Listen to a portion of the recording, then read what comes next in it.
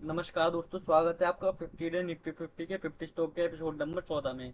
आज की इस वीडियो में हम भारत की सबसे बड़ी motor vehicle manufacturing company Maruti Suzuki India limited के बारे में बात करने वाले हैं। तो बेसिकली ये कंपनी 1982 में फॉर्म हुई थी जापान की सुजुकी और भारत सरकार के बीच में गठबंधन बना के। तो आइए हम इसको कुछ फंडामेंटल और टेक्निकल ओवरव्यू देखते हैं कि वो क्या कहते हैं, हमें इसमें इन्वेस्ट करने का देखना चाहिए कि नहीं देखना चाहिए।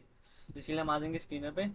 स्क्रीनर पे आने के बाद हम इसका स्टॉक सर्च कर लेंगे, मारुति सुजुकी इंडिया लिमिटेड। जब आप स्टॉक सर्च करेंगे तो आपको कुछ ऐसा इंटरफेस शो होगा जिसमें आपको इतने सारे रेशियो शो हो रहे होंगे।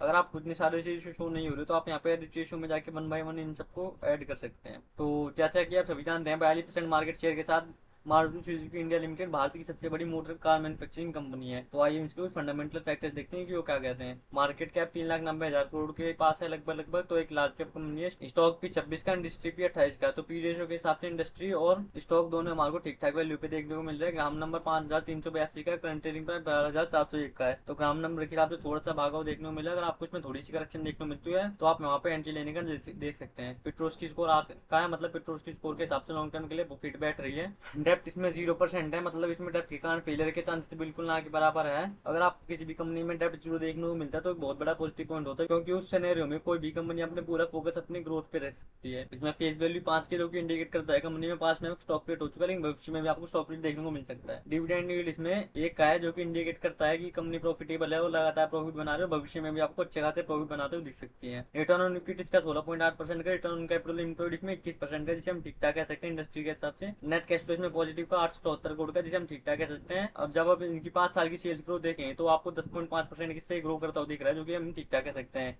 इंडस्ट्री के हिसाब से। अगर आप स्काई बीटा भी देखें तो स्काई बीटा भी हर साल 15% के रेट से ग्रो करे, जो एक पॉजिटिव फैक्टर है हमारे लिए। तो ये तो हो गया इसका कुछ फंडामेंटल की पॉइंट्स। आइए हम इसके प्राइस देखते हैं, वर्तमान में इसका प्राइस क्या कह रहा है। तो वर्तमान में इसका प्राइस लगभग 12,400 के आसपास है। उसका 50 डी में 12,374 के आसपास है और 200 डी में इसका 11,803 के भाव के आसपास है। जो तो डेली मूविंग एवरेज के हिसाब से आपको वर्तमान में ठीक ठाक भाव पे देखने को मिलेगा। आपको इसमें थोड़ी और करेक्शन देखने को मिलती है और आपको 200 डीएमए के आसपास देखने को मिलता है, तो वहाँ पे एंट्री लेने का देख सकते हैं अपने डेली मूविंग एवरेज के हिसाब से। तो ये तो हो गया इसका प्राइस। आइए हम इसके प्रीवियस फाइनेंशियल ईयर के प्रॉफिट एंड लॉस देखते हैं कि वो क्या कहते हैं। इसके लिए हम आएंगे प्रॉफिट एंड लॉस के सेक्शन में। तो जब आप इसके प्रॉफिट एंड लॉस के सेक्शन में आएंगे तो आप उसमें देखेंगे पिछले कुछ सालों में इसके सेल्स में आपको बहुत तगड़ी ग्रोथ देखने को मिली है। जैसे 2019 में 86,000 करोड़, उसके बाद 2020 में 75,000 करोड़, उसके बाद 2021 में 70,372 करोड़, उसके बाद 2022 में 88,330 करोड़, उसके बाद 2023 में 1,18,410 करोड़ की सेल करी है। और लास्ट फाइनेंशियल ईयर 2024 में इन्होंने अपनी रिकॉर्ड हाई सेल 1,41,858 करोड़ की नेट सेल करी है।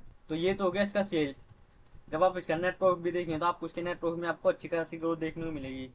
जैसे 2020 में 5,678 करोड़, उसके बाद 2021 में 4,389 करोड़, उसके बाद 2022 में 3,880 करोड़, उसके बाद 2023 में 8,264 करोड़ और लास्ट फाइनेंशियल ईयर 2024 में उन्होंने रिकॉर्ड हाईएस्ट प्रॉफिट बुक किया है 13,488 करोड़ का। तो ये तो हो गया इसका सेल्स और प्रॉफिट। जब आप इसका कंपाउंड सेल्स ग्रोथ देखेंगे पिछले 5 सालों में तो वो लगभग 11% के रेट से ग्रो करे, जो कि हम अच्छा कह सकते हैं। और इसका कंपाउंड प्रॉफिट भी ग्रोथ देखेंगे तो पिछले 5 साल में लगभग 18% से ईयरली ग्रोथ कर रहा है। और जैसा कि हमने अपने वीडियो में पहले भी बात किया, अगर आपको कोई भी कंपनी अपने सेल्स में अपने प्रॉफिट में भी आपको अच्छी खासी ग्रोथ दिखा रही है तो वो इंडिकेट करता है कि कंपनी पास्ट में अच्छा परफॉर्म करी है, भविष्य में भी आपको अच्छी खासी रिटर्न दिखाने की क्षमता रखती है। तो ये तो गया इसका कुछ प्रॉफिट एंड लॉस। आइए इसका शेयर होल्डिंग पैटर्न देखते हैं कि वो क्या कहता है। इसके लिए हम आएंगे इन्वेस्टर के सेक्शन में। जब आप इन्वेस्टर के सेक्शन में आएंगे तब आप इसमें देखेंगे पिछले 1-2 सालों में आपको उसके प्रोमोटर शेयर होल्डिंग में आपको बढ़ोतरी देखने को मिली है। जैसे सितंबर 2023 में आप इसमें 56.48% की और करंट में इसमें 58.19% का है। और जैसा कि आप सभी जानते हो किसी भी कंपनी में अगर आपको प्रोमोटर शेयर होल्डिंग देखने को मिल रही है तो हमारे लिए पॉजिटिव फैक्टर होता है, जो कि इंडिकेट करता है कंपनी फ्यूचर में आपको और भी अच्छा खासा ग्रोथ दिखा सकती है। और जब आप इसमें एफ देखें तो वर्तमान में 18.98% लगभग 19% के आसपास है। वर्तमान में डीआईएस 19.37% के आसपास है। और आपको इसके डीआईएस होल्डिंग में भी आपको बढ़ोतरी देखने को मिलेगी पिछले सितंबर 2023 के बाद। जैसे आप सितंबर 2023 में यहाँ पे 18.15% की थी और वर्तमान में 19.34% की। अगर आप किसी भी कंपनी में इंस्टीट्यूशन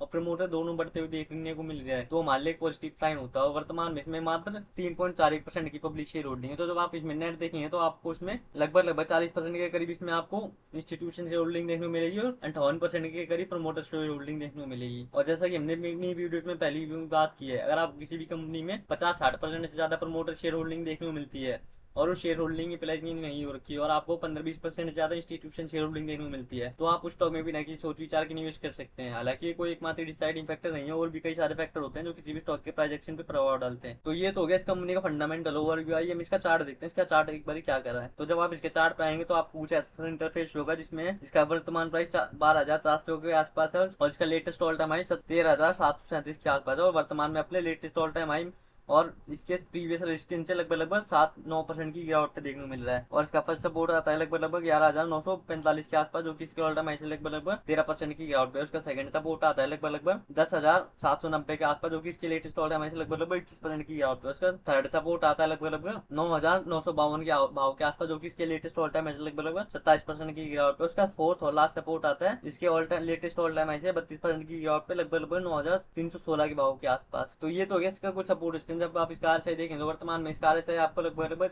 53 के आसपास देखने को मिलेगा, जो कि इंडिकेट कर रहा है कि स्टॉक आपको आने वाले कुछ समय तक थोड़ा कंसोलिडेशन फेज में देखने को मिल सकता है और आपको कुछ स्टॉक थोड़ा कंसोलिडेट करता हुआ देख सकता है। ये तो गया इसका आरएसआई। जब आप इसका ऑसम ऑसिलेटर भी देखेंगे तो आपको इसका ऑसम ऑसिलेटर भी इंडिकेट कर रहा है कि स्टॉक अभी वर्तमान में 1-2 सप्ताह के लिए कंसोलिडेशन फेज में आपको स्टॉक थोड़ा कंसोलिडेट करता हुआ देख सकता है। और अगर आपको इस कंसोलिडेशन के बीच में आपको डिप देखने को मिलती है तो आप उस डिप पे एंट्री लेने का देख सकते हैं। तो ये तो गया इसका कुछ टेक्निकल ओवरव्यू। आइए हम इसका मार्केट सेंटीमेंट देखते हैं, वर्तमान में इसका मार्केट सेंटीमेंट क्या क्या है। इसके लिए हम आ जाएंगे एनएससी वेबसाइट पे। एनएससी वेबसाइट पे आने के बाद हम यहाँ पे आएंगे रिसोर्सेज सेक्शन में, security wise price volume market पे।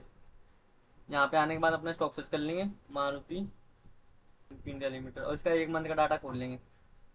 जब आप इसका 1 मंथ का डाटा खोलेंगे तब आप इसमें देखेंगे इसके पिछले कुछ जो ट्रेडिंग सेशन है उसमें आपको डिलीवरी परसेंटेज 50-60 से ऊपर देखने को मिल रहा है। जैसे लास्ट के कुछ ट्रेडिंग सेशन में 57%, फिर उससे पहले 57%, उससे पहले 56%, उससे पहले 63%, उससे पहले 63%, उससे पहले 68%, उससे पहले 70%, उससे पहले 69%, उससे पहले 52%, उससे पहले 73%, उससे पहले 72%, उससे पहले 52%, उससे पहले 43%, उससे पहले 50%, उससे पहले 50%, उससे पहले 70%, उससे पहले 64%, उससे पहले 66%। तो जब आप इसमें एवरेज देखें तो आपको हर एक ट्रेडिंग सेशन में लगभग 50-60 से ऊपर आपको डिलीवरी परसेंटेज देखने का मिलेगा नेट ट्रेडिंग वॉल्यूम का। और जैसा कि हमने अपने वीडियो में पहले भी बात की है, अगर आपको किसी भी स्टॉक के टोटल ट्रेडिंग वॉल्यूम में आपको 50-60% से ज्यादा आपको डिलीवरी परसेंटेज देखने को मिल रहा है, तो वो इंडिकेट करता है कि इसमें जितने भी लॉन्ग टर्म इन्वेस्टर्स है आपको भविष्य के लिए बुलिश है, आपको आने वाले समय में इसमें आपको अच्छे खासे रिटर्न दिखा सकता है। तो ये तो गया इसका कुछ फंडामेंटल, टेक्निकल और मार्केट सेंटीमेंट की क्या कहते हैं। तो इन तीनों के हिसाब से स्टॉक बहुत अच्छा साउंड कर रहा है आपको निवेश की दृष्टि से। तो आइए हम इसमें देखते हैं वर्तमान में अगर हमारे को इसमें कोई निवेश करना हो तो उसके लिए क्या बाइंग लेवल्स रहेंगे। इसके लिए हम वापस आ जाते हैं चार्ट पे। अगर मेरे को इसमें पर्सनली की कोई एंट्री लेनी हो तो मैं 3 पार्ट में लेने का देखूंगा, 40-30 और 30 की रेशियो में, जिसमें मेरी फर्स्ट एंट्री आएगी 40% कैपिटल के साथ लगभग 10,700 के भाव के आसपास, जो कि इसके लेटेस्ट ऑल टाइम हाई लगभग 22% की गिरावट पे है। और सेकंड एंट्री आएगी मेरी 30% कैपिटल के साथ लगभग 9,900 के भाव के आसपास, जो कि इसके लेटेस्ट ऑल टाइम से लगभग 27% की गिरावट पे है। और मेरी थर्ड और लास्ट एंट्री आएगी रिमेनिंग 30% कैपिटल के साथ लगभग 9,300 के भाव के आसपास, जो कि इसके लेटेस्ट ऑल टाइम ऐसा लगभग 32% की गिरावट पे है। और जैसा कि हमने अपने वीडियो में पहले भी बात किया, अगर आपको किसी भी फंडामेंटली स्ट्रॉन्ग स्टॉक में अगर आपको कोई भी गिरावट देखने को मिलती है तो गिरावट लॉन्ग टर्म इन्वेस्टर्स के लिए बाइंग अपॉर्चुनिटी होती है, आप उसे डिप की तरह ट्रीट करके आप वहाँ पे एंट्री लेने का देख सकते हैं। और इस वीडियो में हमने जो कैपिटल के बारे में बात करी है वो कैपिटल वो केवल उतना कैपिटल है जो हमने केवल एक पर्टिकुलर स्टॉक का लोड किया है, और ये कैपिटल अमाउंट आपके रिस्क एपेटाइट पे डिपेंड कर सकता है कि आप स्टॉक एक पर्टिकुलर स्टॉक में आप कितना रिस्क लेने का देख सकते हैं। और ये केवल और केवल हमारी रिसर्च है, आपको किसी प्रकार की फाइनेंशियल एडवाइस नहीं है। यदि आपको किसी प्रकार का कोई निवेश करना हो तो उससे पहले आप अपनी रिसर्च जरूर से जरूर करें। धन्यवाद।